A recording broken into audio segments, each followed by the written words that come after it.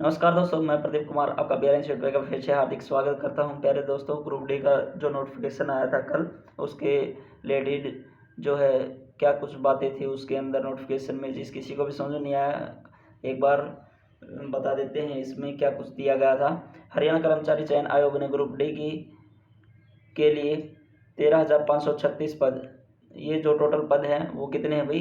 13,536 पद हैं भाई। टोटल 13,536 पद है। केसीटी के लिए पंजीकरण पोर्टल 5 जून से खोला जाएगा और ये पोर्टल कब से स्टार्ट हो जाएगा? 5 जून से स्टार्ट होने वाला है, जो कि पहले बंद कर दिया था बीच में किसी कारणवश। अब जो है 5 जून से ये खोला जाएगा। सीटी स्कोर पर ही होगा चयन, अलग से स्क्रीनिंग टेस्ट नहीं होगा। 10.94 लाख पहले ही करवा चुके हैं पंजीकरण। ये बहुत बड़ी बात है, क्योंकि सी ग्रुप का जो पेपर हुआ था उसका जो है मेंस एग्ज़ाम होगा, लेकिन डी ग्रुप का जो है कोई भी मेन एग्ज़ाम नहीं लिया जाएगा, अलग से स्क्रीनिंग टेस्ट नहीं होगा। प्यारे बच्चों, प्यारे साथियों, तो ये समय जो है तैयारी करने का है, बेहतरीन तैयारी करने का है। जो भाई 10वीं जो लेवल की आप एग्ज़ाम की तैयारी करने लग रहे हो, 10th बेस पे ही आपका एग्ज़ाम होना है, तो एक ही पेपर में और नौकरी आपके हाथ में, इस तरीके से आप जो है बेहतरीन तैयारी करनी है। ये नहीं करना है कि भाई आप थोड़ा टाइम वेस्ट करने लग रहे हो अपना इधर उधर जा कर के। सेल्फ स्टडी जितना करोगे उतना जो है खुद की परफॉर्मेंस बढ़िया रहेगी। चलो आगे बढ़ते हैं, बातें होती रहेंगी। हरियाणा कर्मचारी चयन आयोग ने ग्रुप डी के लिए 13,536 पदों के लिए सीटी के लिए पंजीकरण पोर्टल 5 जून से खोल दिया जाएगा। आयोग के अध्यक्ष भोपाल सिंह खत्री ने बताया कि सीटी स्कोर के आधार पर ग्रुप डी के पदों के कैटेगरी अनुसार चयन सूची जारी होगी। ग्रुप डी के सीईटी के बाद कोई स्क्रीनिंग टेस्ट नहीं होगा। उन्होंने बताया कि वन टाइम पंजीकरण 26 जून 2023 तक किया जाएगा। ये जो पंजीकरण होगा वो कब तक होगा भाई? 26 जून 2023 तक होगा। उन्होंने बताया कि वन टाइम पंजीकरण पहले भी हो चुका है और 10.94 लाख ने पंजीकरण कराया था भाई।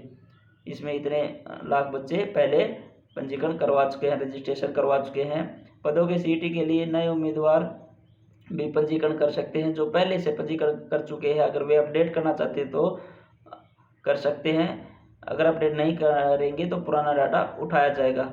अगर उन्होंने कोई जो है करेक्शन करनी है तो कर सकते हैं, जिन्होंने पहले अप्लाई कर रखा है। अगर वो नहीं करना चाहते तो रहने देना, आपका पहले वाला ही डाटा उठ जाएगा। उन्होंने बताया कि जिन उम्मीदवारों ने पहले पंजीकरण किया हुआ है उनकी उम्र उस समय की मानी जाएगी, भले ही वो अब ओवरएज हो गए हो भाई, उसी समय की जो है उम्र मानी जाएगी, भले ही आज वो ओवर एज हो गए हो। इसमें भी जो है काफ़ी बच्चे फॉर्म अप्लाई कर सकते हैं जिन्होंने नहीं किया था। ये भोपाल सिंह खत्री ने बताया कि भले ही इस समय 13,536 पद है, मगर फाइनल रिजल्ट घोषित होने से पहले इनकी संख्या बढ़ या घट सकती है। तो ये भी जो है हम पॉजिटिव मान के चलेंगे कि यहाँ पर जो है पदों की संख्या क्या हो सकती है, इंक्रीज और डिक्रीज हो सकती है। हम पॉजिटिवनेस की तरफ जाएंगे कि जो है पदों की संख्या बढ़ेगी भी, मगर रिजल्ट घोषित होने के बाद पदों के लिए आने वाले आग्रह स्वीकार नहीं किए जाएंगे। यानी बाद में पदों के खाली पद आते हैं तो वो स्वीकार नहीं किए जाएंगे।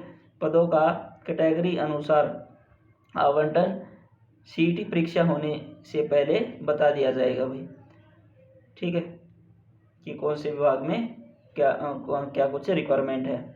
आइए अब आगे देखते हैं। सीईटी के 95% सामाजिक आर्थिक मानदंड के 5 अंकों पर बनेगा सीईटी का स्कोर। 5 अंक तो भाई सोशियो इकोनॉमिक्स वाले हैं और 95% आपके क्या रहेंगे? आपका पेपर रहेगा, ठीक है। 100 क्वेश्चन आपके एग्जाम में आएंगे तो 0.95 की आपकी मार्किंग होनी है। अध्यक्ष भोपाल सिंह खत्री ने बताया कि चयन सीटी स्कोर पर होना है। इसमें 95% अंक सीटी के होंगे, जबकि 5% अंक सामाजिक आर्थिक मानदंड के होंगे। इन दोनों को मिलाकर सीटी का स्कोर बनेगा, इन दोनों को ही मिलाकर सीटी का स्कोर बनेगा। सीटी में 75% person general awareness, reasoning, quantity ability, English Hindi संबंधित विषय अगर लागू हो से होंगे, जबकि 25% हरियाणा के इतिहास, करंट अफेयर, लिटरेचर, भूगोल, पर्यावरण, संस्कृति से संबंधित होगी। यानी 25% वेटेज आपकी रहेगी हरियाणा जीके की और 75% आपकी वेटेज रहेगी किसकी, अदर सब्जेक्ट की भी। ठीक है, पेपर 10वीं सत्र का होगा, 10वीं बेस का पेपर रहेगा। अनुभव के अंकों को छोड़कर सामाजिक आर्थिक मानदंड के दूसरे अंक उन्हें ही मिलेंगे। अनुभव के अंकों को छोड़कर सामाजिक आर्थिक मानदंड के दूसरे अंक उन्हें ही मिलेंगे जिनकी पारिवारिक आय 1.80 लाख रुपए सालाना तक हो।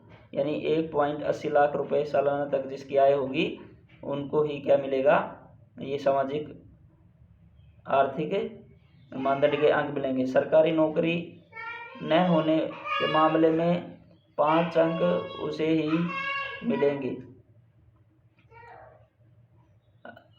अगर उम्मीदवार पुरुष है तो वह स्वयं पिता, माता, पत्नी, अविवाहित भाई और पुत्र सरकारी नौकरी में नहीं होना चाहिए।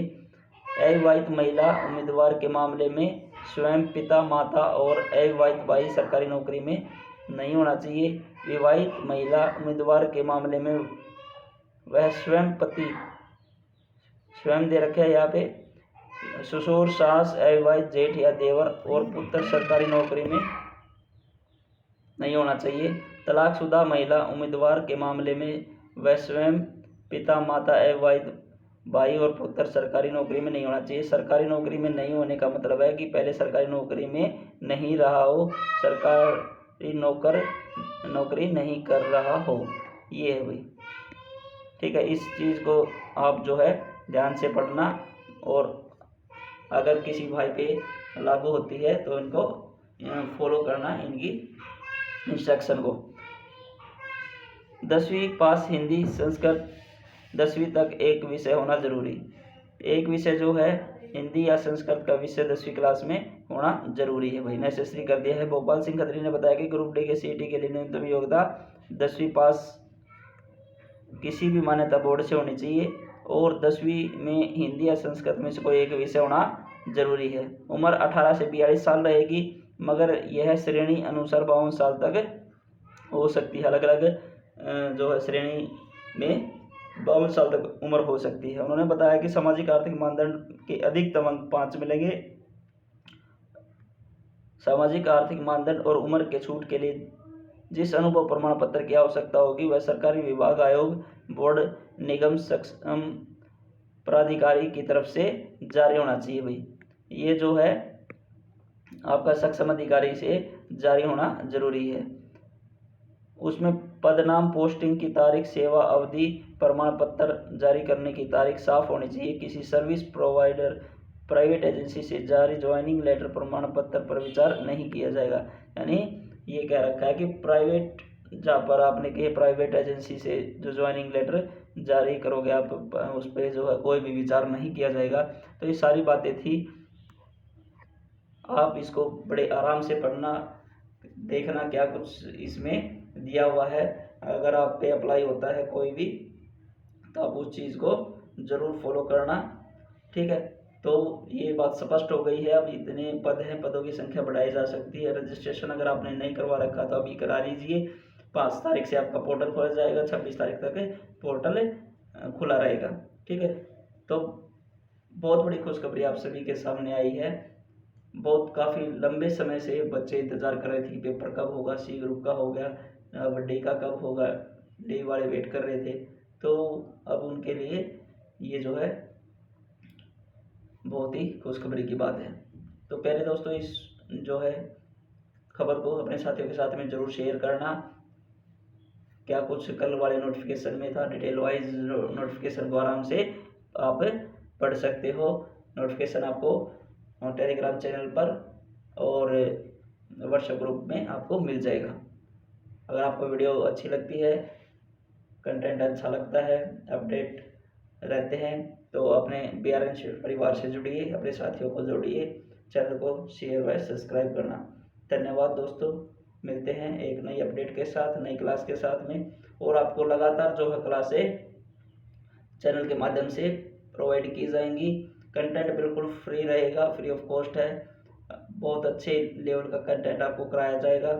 प्रीवियस ईयर से भी काफ़ी क्वेश्चनों का एक कलेक्शन आप जो है हम आपको कराएंगे, ताकि ये लगता रहे कि एग्ज़ाम किस लेवल का आएगा, किस तरीके से आएगा, कैसे कैसे क्वेश्चन पूछे जाएंगे और उनको कैसे हैंडल करना है एग्ज़ाम में। सबसे बड़ी बात होती है एग्ज़ाम में हैंडल कैसे करना। काफ़ी बच्चे कहते हैं कि हमारा पेपर छूट गया, हमारा टाइम हो गया, हम लास्ट में यहाँ पे रह गए थे, मैथ से नहीं निकल पाया, रीजनिंग से नहीं निकल पाया, मेरे क्वेश्चन पूरे नहीं हुए, लास्ट में तुक्के मार के आने पड़े। तो ऐसा नहीं करना है। अगर आपकी स्ट्रेटजी अच्छी होगी एग्ज़ाम पेपर को हैंडल करने की, आपने अच्छी तरीके से प्रैक्टिस की होगी, तो वहाँ पर आपको कोई भी तकलीफ नहीं आनी है। आप ऐसे जैसे आप घर पे जो है कोई भी आप मॉक टेस्ट देने लग रहे हो, तो आप खुद को स्वयं को ये सोच के चला करो कि मैं जो है एग्ज़ाम सेंटर के अंदर बैठे हैं और मेरा ये समय है, टाइमिंग चला हुआ है। ये छोटी छोटी बातें अगर आप सीखोगे तो डेफिनेटली आप एग्ज़ाम को क्रैक कर जाओगे। तो समय को बदलना है, अब समय जो है आ गया है, आपका समय है, आप जो है बेहतरीन तैयारी करो। मिलते हैं एक नई क्लास के साथ में। धन्यवाद दोस्तों। जय हिंद, जय भारत, वंदे मातरम।